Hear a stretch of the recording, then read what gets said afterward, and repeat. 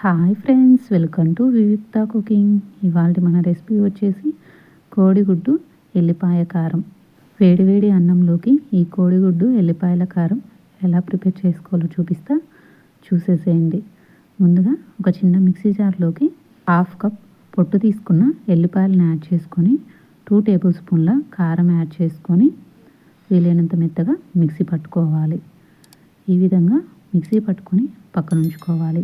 ఇప్పుడు స్టవ్ పై కడాయి పెట్టి 1 tea spoon ఆయిల్ని యాడ్ చేసుకొని ఆయిల్ బాగా హీట్ అయిన తర్వాత 1 టీ స్పూన్ ఆవాలు, 1 టీ స్పూన్ జీలకర్ర, 2 తుంచుకున్న ఎండుమిర్చిని యాడ్ చేసుకొని ఒక చిన్న రెమ్మ కరివేపాకుని యాడ్ చేసుకొని ఫ్రై చేసుకోవాలి. ఇప్పుడు 4 కోడిగుడ్లను పగలగొట్టుకొని వేసుకోవాలి. ఈ విధంగా వేసుకున్న తర్వాత మొత్తం కలిసే విధంగా కలుపుకోవాలి. స్టవ్ని లో ఫ్లేమ్లో ఉంచుకొని ఫ్రై చేసుకోవాలి. ఈ ఎగ్ మొత్తాన్ని చిన్న చిన్న పీసెస్గా చేసుకోవాలి.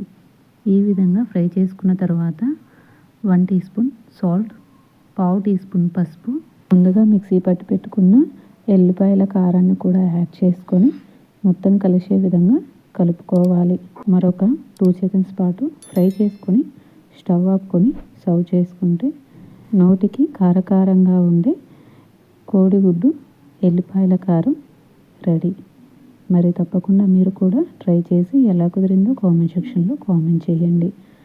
ఈ వీడియో కనుక మీకు నచ్చినట్లయితే ప్లీజ్ లైక్ చేసి మీ ఫ్రెండ్స్ అండ్ ఫ్యామిలీకి షేర్ చేయండి.